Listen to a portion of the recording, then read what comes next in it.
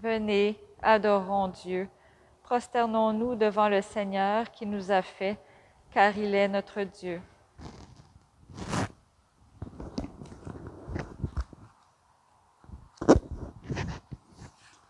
Au nom du Père et du Fils et du Saint-Esprit, Amen. la grâce de Jésus-Christ notre Seigneur, l'amour de Dieu le Père et la communion de l'Esprit Saint soient toujours avec vous. Et avec votre esprit. Nous célébrons cette messe pour le repos de l'âme de Roméo et Laurette Sauvé. Comme nous venons de le dire dans l'antienne d'ouverture, nous sommes venus adorer le Seigneur. Et il me semble que chaque fois que nous célébrons l'Eucharistie, nous sommes en posture d'adoration, en posture de prosternation dans notre intérieur, dans notre âme. C'est notre foi profonde de reconnaître que nous sommes venus de Dieu, c'est Dieu qui nous a créés, qui nous a donné cette vie. Et reconnaître sa présence, le reconnaître comme à l'origine de notre vie, le reconnaître comme le maître de l'histoire, comme le Père rempli d'amour. Voilà, c'est que l'attitude que nous avons toujours, chaque fois que nous nous présentons en début de la célébration eucharistique. Commençons par nous tourner vers ce Dieu qui est créateur, qui est à l'origine de tout, et reconnaissons que nous avons besoin et soif de son pardon.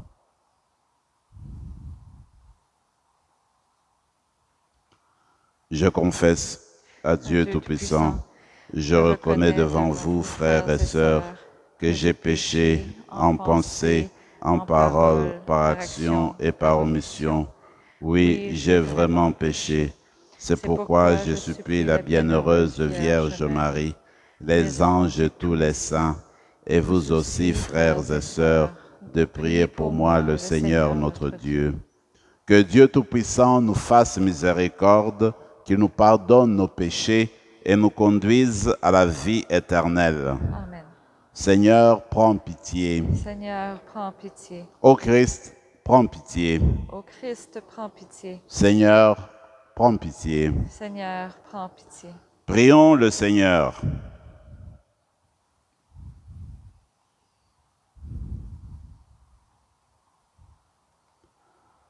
Dans ton inlassable tendresse, nous t'en prions, Seigneur. Veille sur ta famille. Elle s'appuie sur la grâce du ciel, son unique espérance. Qu'elle soit toujours assurée par ta protection. Par Jésus-Christ, ton Fils, notre Seigneur et notre Dieu, qui vit et règne avec toi maintenant et pour les siècles des siècles. Amen.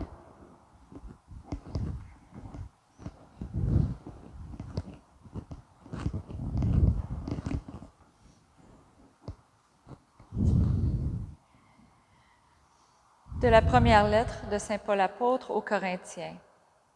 Frères, quand je me suis adressé à vous, je n'ai pas pu vous parler comme à des spirituels, mais comme à des êtres seulement charnels, comme à des petits-enfants dans le Christ. C'est du lait que je vous ai donné, et non de la nourriture solide. Vous n'auriez pas pu en manger, et encore maintenant vous ne le pouvez pas, car vous êtes encore des êtres charnels. Puisqu'il y a entre vous des jalousies et des rivalités, n'êtes-vous pas toujours des êtres charnels et n'avez-vous pas une conduite toute humaine? Quand l'un de vous dit « Moi, j'appartiens à Paul » et un autre « Moi, j'appartiens à Apollos », n'est-ce pas une façon d'agir toute humaine? Mais qui est Apollos et qui est Paul? Des serviteurs par qui vous êtes devenus croyants et qui ont agi selon les dons du Seigneur à chacun d'eux. Moi, j'ai planté, Apollos a arrosé, mais c'est Dieu qui donnait la croissance. Donc celui qui plante n'est pas important, ni celui qui arrose. Seul importe celui qui donne la croissance, Dieu. Celui qui plante et celui qui arrose ne font qu'un, mais chacun recevra son propre salaire, suivant la peine qu'il se sera donnée. Nous sommes des collaborateurs de Dieu, et vous êtes un champ que Dieu cultive, une maison que Dieu construit. Parole du Seigneur.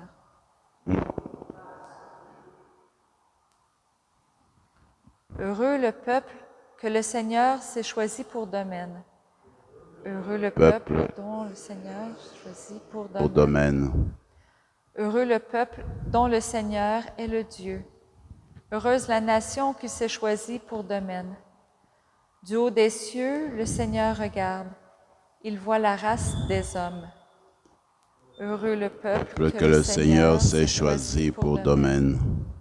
Du lieu qu'il habite, il observe tous les habitants de la terre. Lui qui forme le cœur de chacun, qui pénètre toutes leurs actions. Heureux le peuple que le Seigneur s'est choisi pour domaine. Nous attendons notre vie du Seigneur. Il est pour nous un appui, un bouclier. La joie de notre cœur vient de lui. Notre confiance est dans son nom très saint. Heureux le peuple que le Seigneur s'est choisi pour domaine. Alléluia, Alléluia. Le Seigneur m'a envoyé porter la bonne nouvelle aux pauvres, annoncer aux captifs leur libération. Alléluia.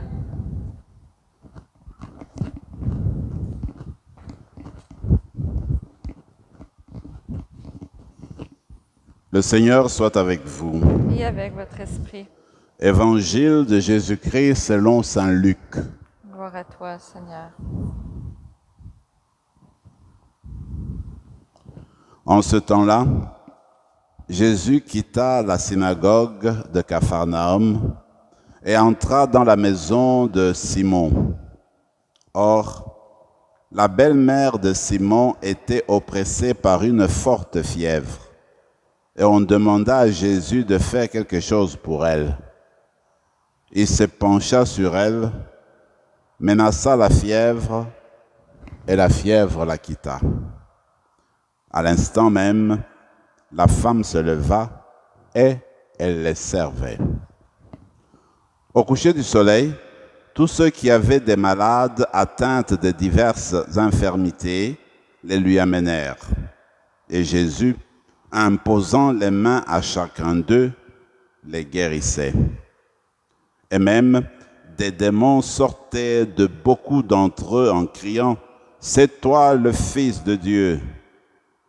Mais Jésus le menaçait et leur interdisait de parler parce qu'ils savaient, eux, que le Christ, c'était lui. Quand il fit jour, Jésus sortit et s'en alla dans un endroit désert. Les foules le cherchaient. Elles arrivent jusqu'à lui et elles le retenaient pour l'empêcher de les quitter.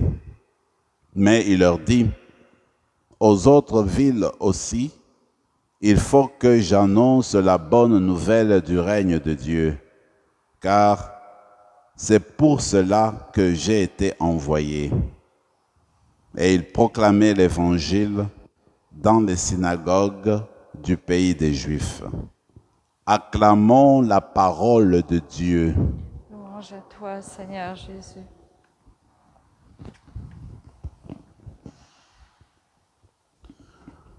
L'épître de Paul aux Corinthiens en est une des plus saisissantes et des plus intéressantes parce qu'elle reflète quelquefois des situations dans la communauté, de la communauté où Paul, n'est-ce pas, évangélisait, que Paul a lui-même fondé. Alors aujourd'hui, Paul revient sur un problème qui existait à Corinthe en ce moment-là, dans les années 50-55. Et voilà que j'aime beaucoup comment il introduit sa réflexion, parce qu'il rappelle qu'en fait, quand on est bébé, eh bien, on nous donne du lait. On ne peut pas nous donner de la nourriture solide. Notre estomac ne peut pas tenir le coup. Mais au fur et à mesure qu'on grandit, alors là, on nous donne des choses solides, et puis parce que nous sommes devenus solides aussi. Alors il dit, quand il est parti prêcher les Corinthiens, parce que c'est lui qui a fondé l'église de Corinthe, alors au début, il ne pouvait pas leur donner de la nourriture solide. Il devait donner du lait pour commencer à préparer le cœur, commencer à préparer, n'est-ce pas, leur intérieur et au fur et à mesure, il espérait leur apporter une nourriture solide pour les fortifier quand ils deviendront adultes dans la foi. Mais voilà que une situation se présente à Corinthe, c'est que les personnes ont commencé à comparer les différents prédicateurs qui ont défilé dans la communauté. Alors c'est vrai qu'il y a Paul le premier, et puis il y a eu un certain Apollo.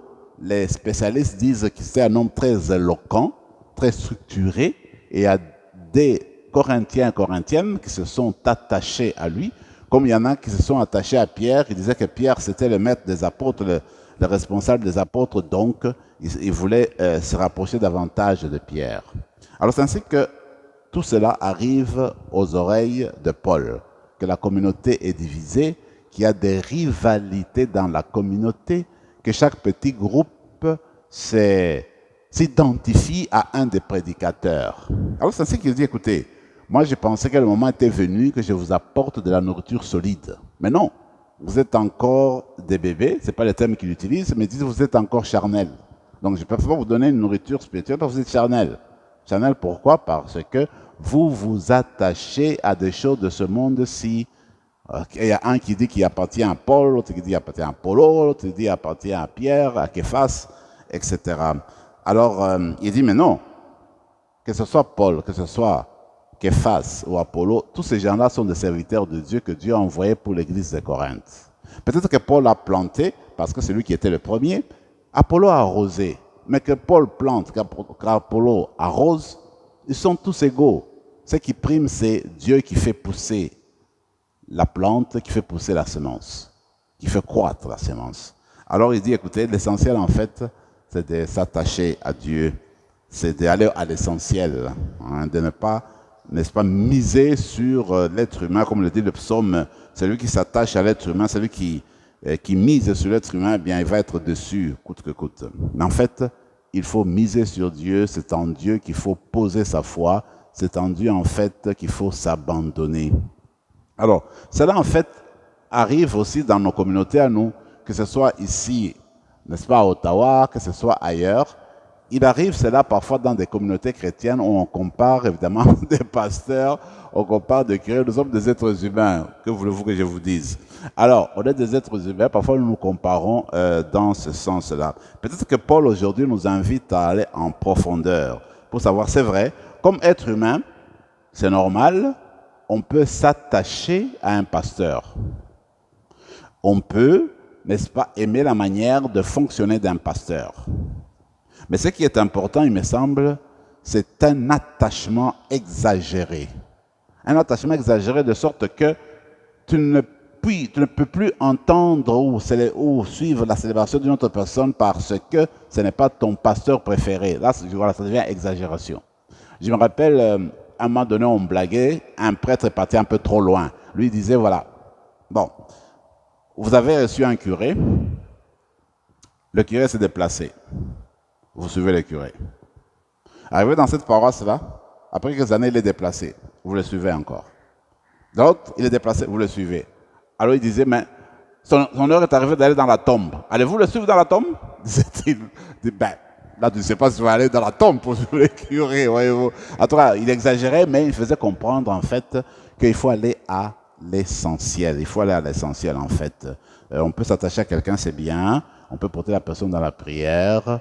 Mais l'essentiel, c'est s'attacher au Christ. Alors Paul dit, ce n'est pas Paul, il le dira plus tard, ce n'est pas Paul qui a été crucifié pour vous. C'est le Christ qui a été crucifié pour vous.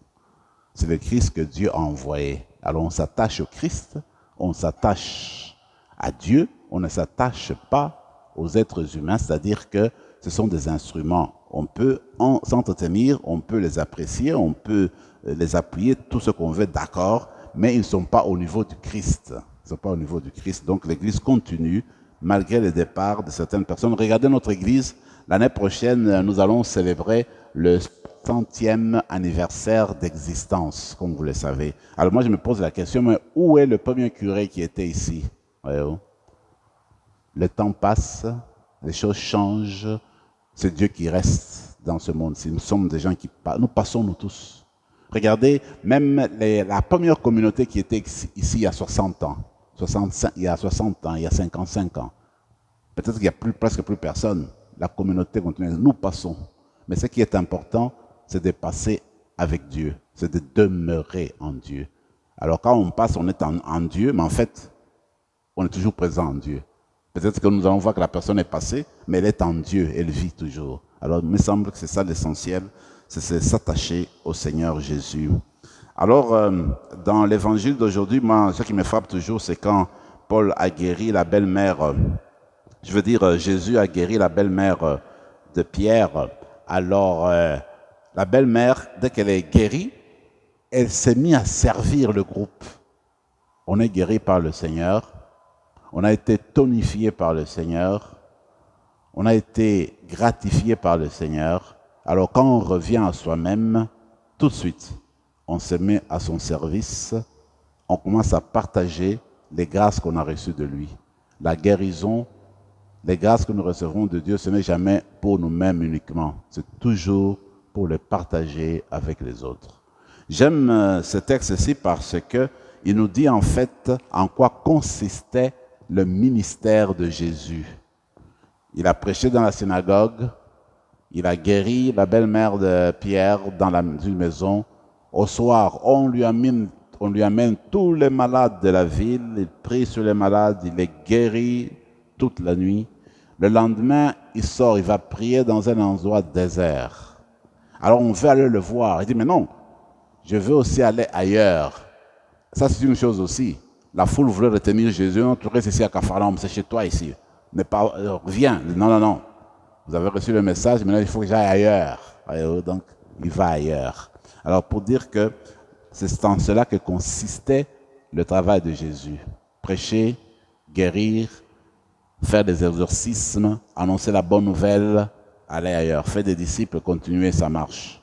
Alors aujourd'hui, le Seigneur est venu à notre rencontre, il est venu échanger avec nous sa parole. Et parce qu'il a échangé avec nous sa parole, il fait de nous ses disciples. C'est à nous maintenant de continuer son œuvre. Partout nous allons partir après cette messe, dans nos maisons, dans notre quartier. C'est nous qui sommes devenus ses disciples aujourd'hui pour répandre sa parole. Que la bénédiction du Seigneur descende sur nous, que sa présence nous fortifie, que l'Eucharistie que nous recevons chaque jour, permette de nourrir notre foi pour que nous soyons toujours disposés à annoncer l'Évangile, cette parole qui guérit et qui relève. Amen.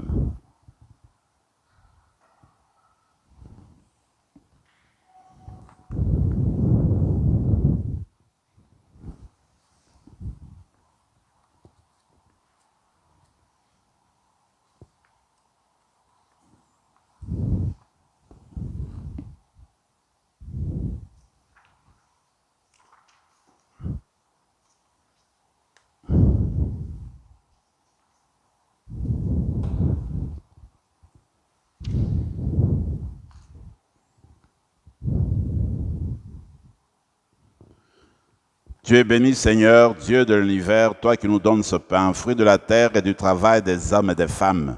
Nous te le présentons, il deviendra le pain de la vie. Béni soit Dieu, maintenant et toujours.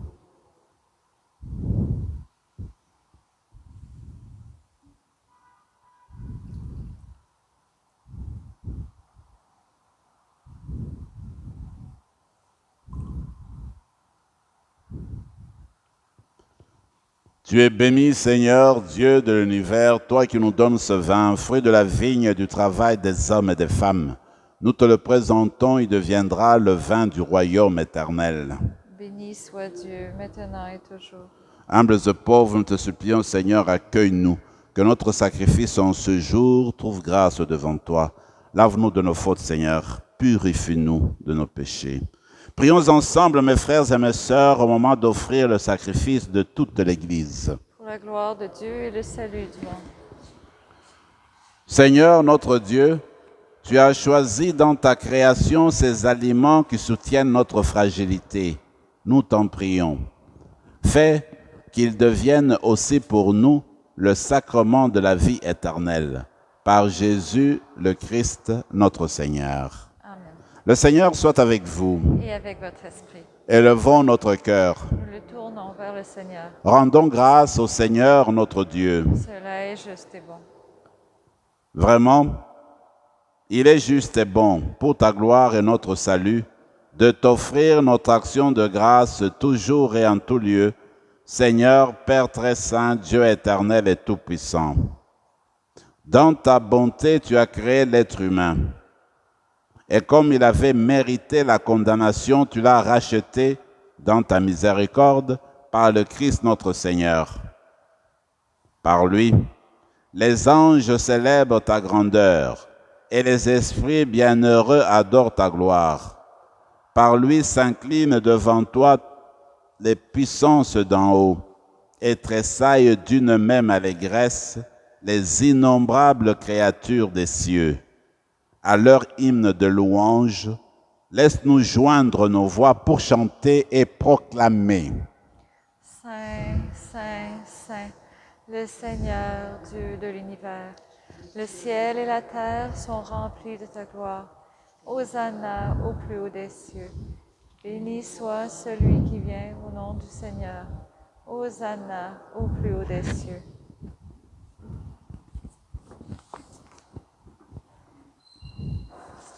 Tu es vraiment saint, Dieu de l'univers, et il est juste que toute la création proclame ta louange, car c'est toi qui donnes la vie. C'est toi qui sanctifies toutes choses par ton Fils Jésus-Christ notre Seigneur, avec la puissance de l'Esprit Saint. Et tu ne cesses de rassembler ton peuple, afin que du levant au couchant du soleil, une offrande pure soit présentée à ton nom. C'est pourquoi nous te supplions, Seigneur, de consacrer toi-même les offrandes que nous apportons. Sanctifie-les par ton esprit pour qu'elles deviennent le corps et le sang de ton Fils Jésus le Christ notre Seigneur, qui nous a dit de célébrer ce mystère. La nuit même où il fut livré, il prit le pain. En te rendant grâce, il dit la bénédiction. Il rompit le pain et le donna à ses disciples en disant, « Prenez et mangez-en tous. Ceci est mon corps, livré pour vous. »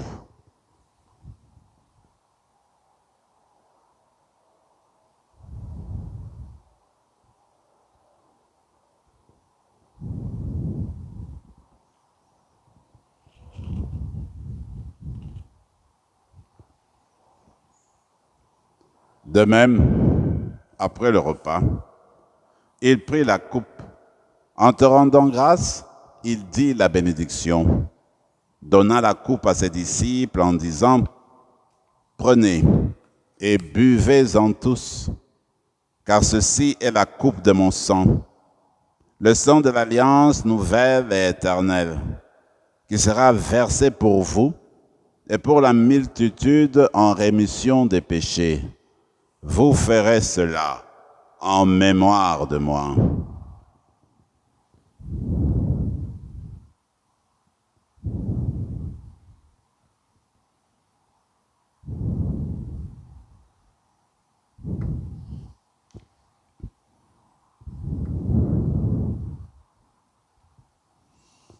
Proclamons le mystère de la foi. Gloire à toi qui étais mort. Gloire à toi qui es vivant, notre Sauveur et notre Dieu. Viens, Seigneur Jésus. En faisant ainsi mémoire de ton Fils, de sa passion qui nous sauve, de sa glorieuse résurrection et de son ascension dans le ciel, alors que nous attendons son dernier avènement, nous présentons cette offrande en action de grâce, ce sacrifice vivant et vrai.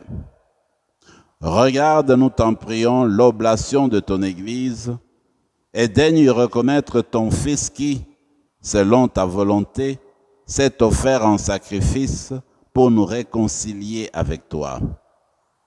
Quand nous serons nourris de son corps et de son sang, et remplis de l'Esprit Saint, accorde-nous d'être un seul corps et un seul esprit dans le Christ.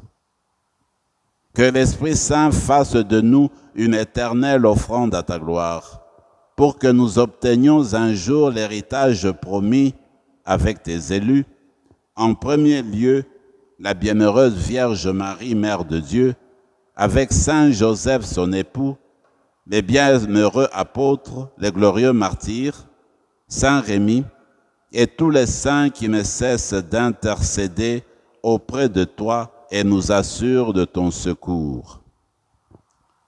Et maintenant, nous te supplions, Seigneur, par le sacrifice qui nous réconcilie avec toi, étends au monde entier le salut et la paix.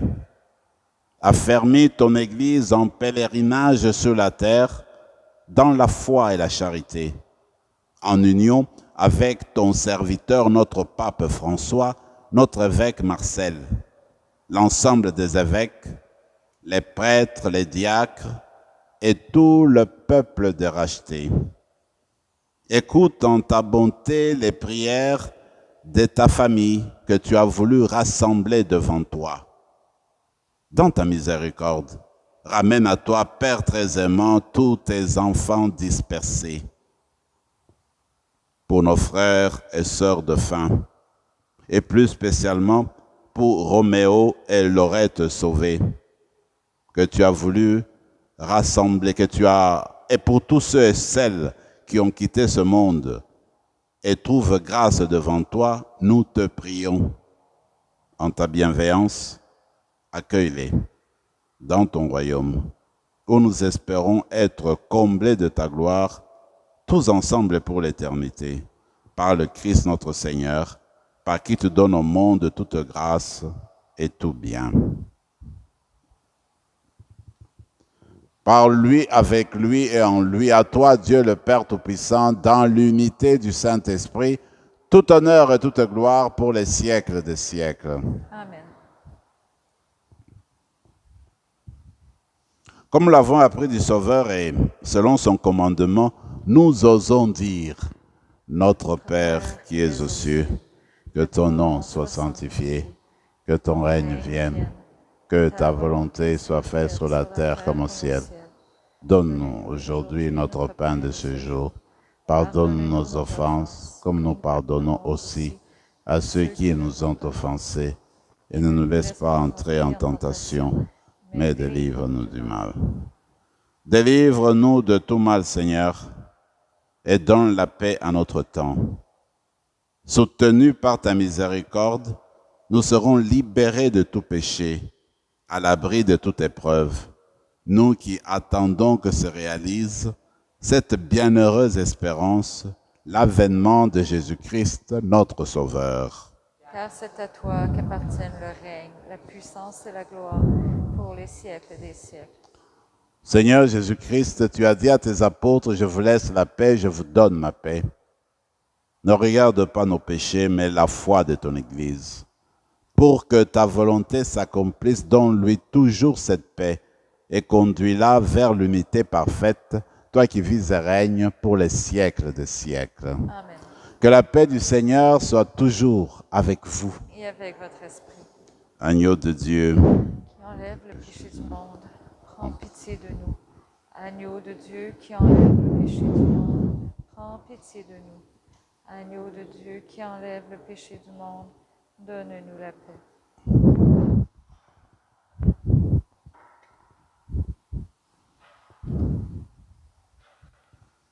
que le corps et le sang de Jésus-Christ remis en cette coupe, nourrissons-nous la vie éternelle.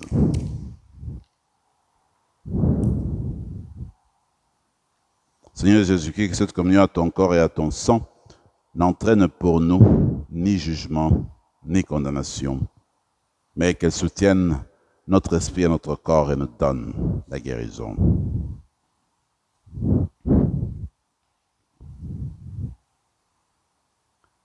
Voici notre Sauveur, voici l'agneau de Dieu, celui qui enlève les péchés du monde. Heureux les invités au repas des noces de l'agneau. Seigneur, je ne suis pas digne de te recevoir, mais dis seulement une parole et je serai guéri. Que le corps et le sang du Christ nous gardent pour la vie éternelle. Amen.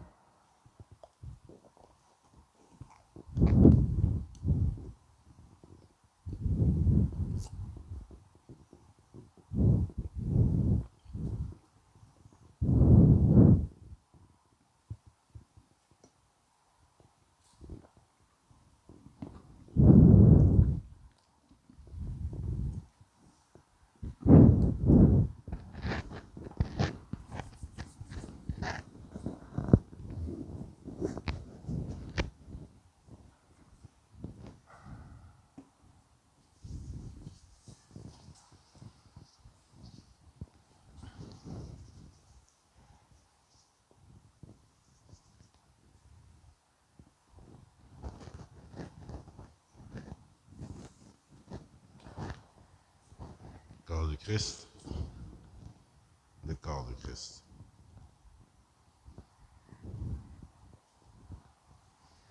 Le corps du Christ. Le corps du Christ. Le corps du Christ. Le corps du Christ. Le corps du Christ. Le corps du Christ. Amen. Le corps du Christ. Le corps du Christ.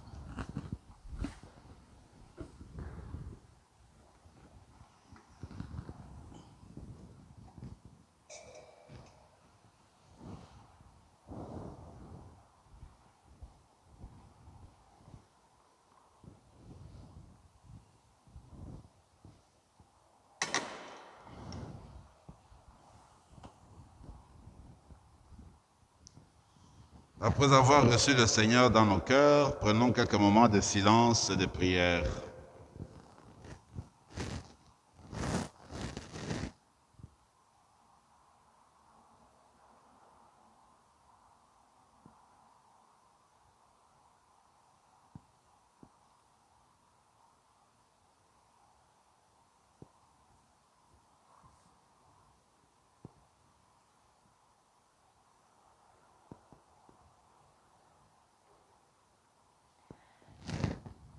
Qu'il rende grâce au Seigneur pour sa miséricorde, pour ses merveilles envers les hommes, car il rassasie l'âme épuisée, il comble de bien celle qui a faim.